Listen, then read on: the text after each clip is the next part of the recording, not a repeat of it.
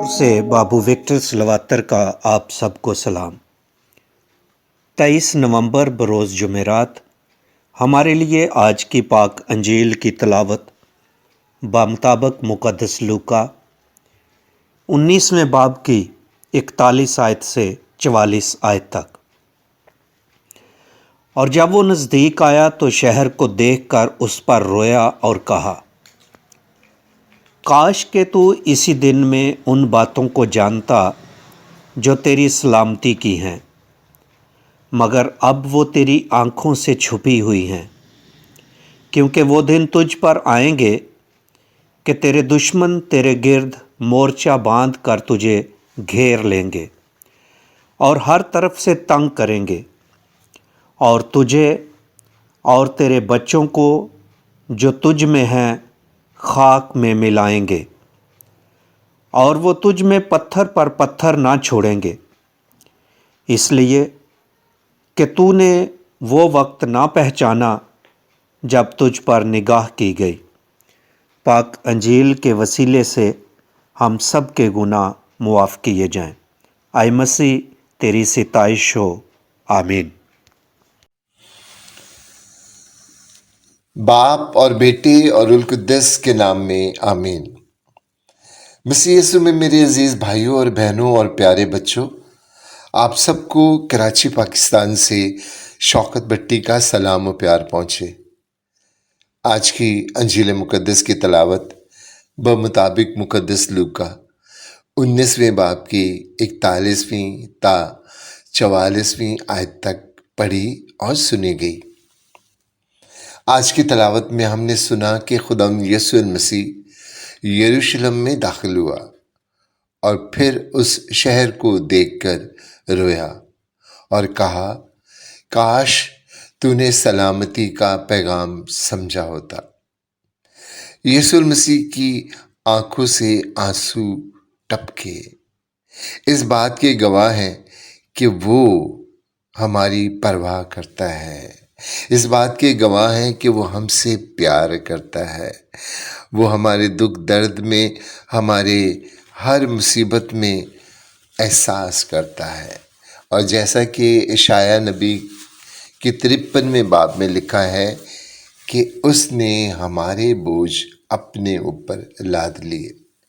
खुदावंद यीशु मसीह की आँख से टपके बहते आंसू नाउमीदी के ना थे, ये आंसू बेबसी के भी ना थे, ये आंसू उसकी बे इंतहा मोहब्बत के थे। बाइबल मुक़द्दस में बताती है कि खुदावंद यीशु मसीह 3 मरतबा रोया। पहली मरतबा खुदावंद यीशु मसीह उस वक्त रोया जब वो अपने अजीज दोस्त की कब्र पर पहुंचा और मार्था और मरियम और अजीज़ो कारब को उदास, गमज़दा और रोते देखकर उसका दिल भी भर आया और उसकी आँख से आंसू निकल पड़े। और दूसरी मर्तबा आज जब वो एक हजूम के साथ गधी के बच्चे पर बैठकर एक शहाना जुलूस के साथ यरूशलेम में दाखिल हुआ। हजूम तो खुश होकर हाथों में खजूर की टहनियाँ पकड़े बुलंद आवाज़ से पुरजोश नारे लगा लगा कर खुदा की हमद कर रहे थे। मुबारक है वो बादशाह जो खुदावंद के नाम से आता है, आसमान पर सलामती और आलम बाला पर जलाल। लेकिन यीशु मसीह शहर की ऊंची ऊंची बुलंद व बाला इमारतें और हैकल के चमकते दमकते दर दीवार देखकर उदास हो गया। वो उनके अंजाम का सोचकर रो दिया। मेरे अज़ीज़ों, यरूशलेम का मतलब तो सलामती है, लेकिन लोगों के ईमान की बदौलत अब सलामत रहने वाला ना था। वो उस पर आने वाले गजब का सोच कर ही रो पड़ा। तारीख बताती है कि यरूशलेम 3500 साल तारीख में कभी भी امن کا گہوارہ نہ بن سکا۔ 118 مرتبہ بڑے بڑے تنازعات کا شکار رہا۔ 32 بار اس کا محاصرہ کیا گیا، کبھی آشوریوں نے، کبھی بابلیوں نے، کبھی یونانیوں نے، کبھی رومیوں نے، کبھی سلجوقی ترکوں نے اس پر حملہ کیا، قتل و غارت کی، لوٹ و مار کر کے شہر کو عبرت کا نمونہ بنا کے رکھا۔ اور اس روز خداوند یسوع المسیح رویا، اور اب ہر روز بنی اسرائیل گریا کی دیوار پر جا کر روتے ہیں، اس کی تباہی پر، ہیکل کی تباہ شدہ عمارت کو دیکھ کر، اس کی شان و شوکت کو دیکھ کر یاد کر کے روتے ہیں اور خدا سے فریاد کرتے ہیں۔ میرے عزیزو، حالانکہ 586 قبل از مسیح میں ارمیا نبی نے یروشلم کی تباہی پر نوحہ کنی کی، خدا یسوع المسیح یروشلم کا انجام اور آنے والی تباہی کا سوچ کر ان نبیوں کے ساتھ رویا جو یروشلم سے پیار کرتے تھے۔ یہ واقعہ یہودی کیلنڈر کے مطابق ماہ نیسان کی 10ویں تاریخ کو پیش آیا، اور یہ وہ دن تھا جب چنے گئے فسح کے برے کو بڑے جوش و خروش سے سجا کر جلوس کی صورت میں لایا جاتا تھا۔ آج برہ تو نہ تھا، لیکن خدا یسوع المسیح خدا کا برہ تھا۔ آج خدا یسوع المسیح کو، یعنی خدا کے برے کو، جلوس کی صورت میں ہیکل میں لایا جا رہا تھا، مگر لوگ اسے پہچان نہ پائے۔ اس لیے خدا یسوع مسیح نے کہا، کاش تو اسی دن میں ان باتوں کو جانتا جو تیری سلامتی کی ہیں، مگر اب وہ تیری آنکھوں سے چھپی ہوئی ہیں۔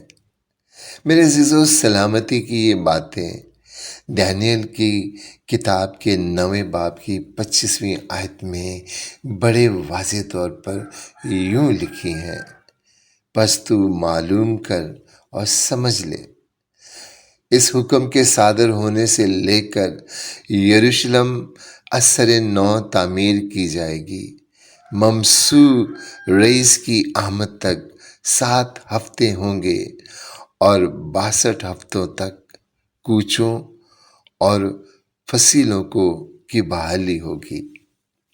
میرے عزیزو، جبرائیل فرشتے نے دانیل نبی کو رویا میں ممسوح کے قتل، یروشلم کی تباہی اور پھر سے تعمیر کی خبر دی۔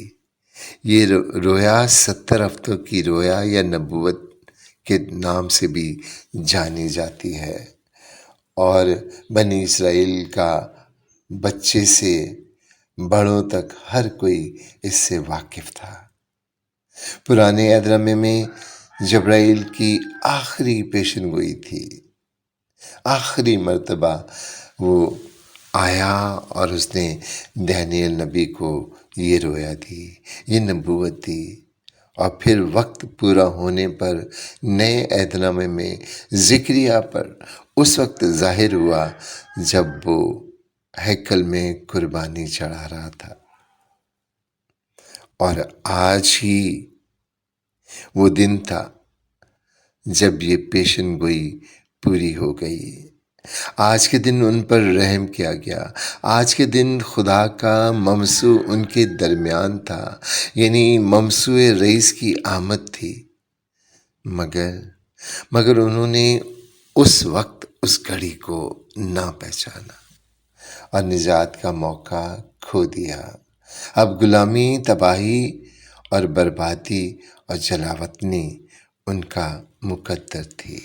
میرے عزیزو، ہماری زندگی میں بھی ایسے بہت سارے موقع آتے ہیں جب خدا ہمارے سامنے ہوتا ہے، جب وہ ہمیں نجات دینا چاہتا ہے، جب وہ اپنا ہاتھ بڑھا کر ہمیں ان طوفانوں سے، ان مصیبتوں، ان تکلیفوں سے بچانا چاہتا ہے، شیطان کے پھندوں سے ہمیں رہائی دینا چاہتا ہے، لیکن ہم اسے نہیں پہچان پاتے۔ خدا یسوع مسیح نے کئی بار یروشلم اور اس کے باسیوں کو بچانا چاہا۔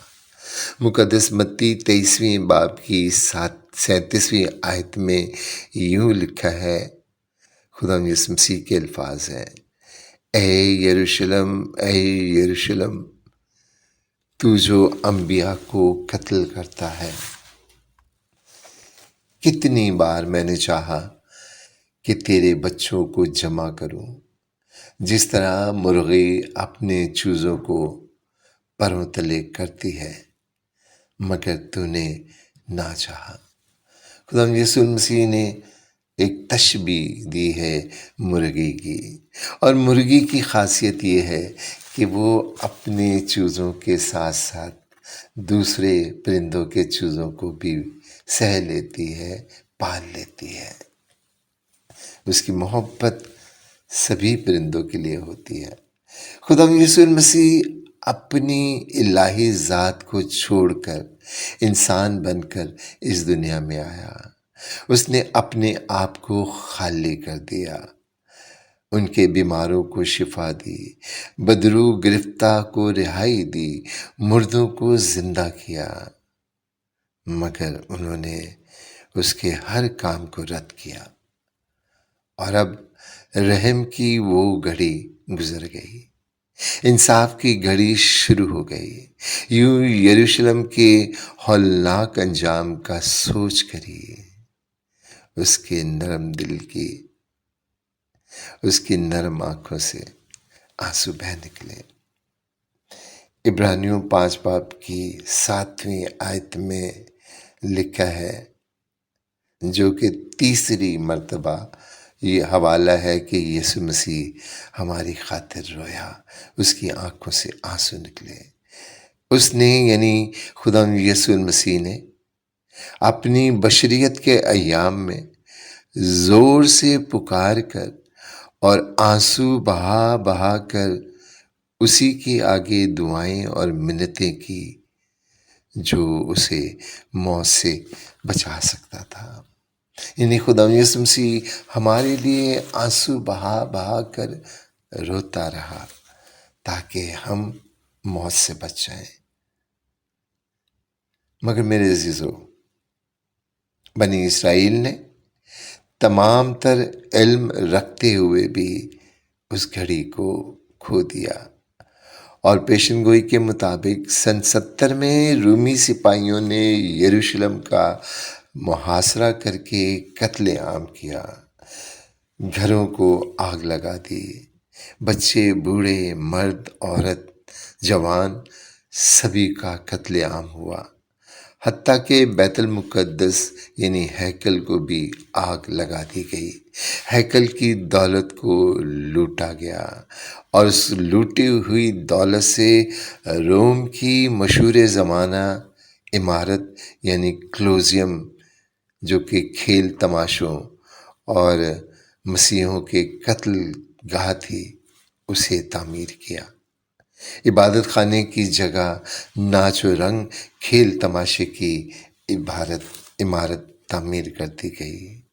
ہیکل کا شمار دنیا کی خوبصورت اور عجائبات کی عمارتوں میں ہوتا تھا، جو کہ ویرانہ اور کھنڈر بن گئی، برباد ہو گئی، اور اس کی جگہ کلوزیم کی عمارت بن گئی، جو کسی بھی عجوبے سے کم نہیں۔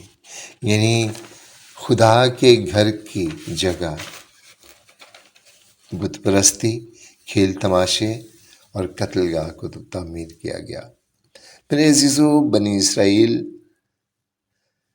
پر یہ تباہی اس لیے آئی کہ انہوں نے نجات کے دن کو نہ پہچانا، 70 ہفتوں کی میعاد کو نہ پہچانا، اور یہ 70 ہفتوں کی میعاد ختم نہیں ہوئی، بلکہ آسمان پر اب بھی جاری ہے۔ اس کا انجام خداوند کی آمد ثانی پر ہوگا، جب خدا گناہ کو ختم کر دے گا، جب موت کا وجود ختم ہو جائے گا۔ میرے عزیزو، اب فضل کا دور ہے۔ خدا یسوع مسیح نے صلیب پر جان دے کر ہمیں ابدی زندگی اور نجات اور رہائی بخش دی ہے۔ یسوع المسیح رئیس ممسوح ہر روز ہمارے درمیان موجود ہوتا ہے۔ جب ہم مل کر دعا کرتے ہیں تو وہ ہمارے درمیان ہوتا ہے۔ جب ہم سیکرمنٹ حاصل کرتے ہیں تو وہ ہمارے درمیان بلکہ ہمارے اندر ہوتا ہے۔ جب ہم خدا کا کلام پڑھتے اور سنتے ہیں تو وہ ہمارے درمیان ہوتا ہے۔ اس لیے میرے عزیزو، اسے پہچانیں، اسے اپنا نجات دہندہ مانیں، اس کی تعلیم پر عمل کریں، اس پر ایمان لائیں اور اس کے پروں تلے اس کی حفاظت میں آ جائیں۔ خدا ہم سب کو برکت دے، آمین۔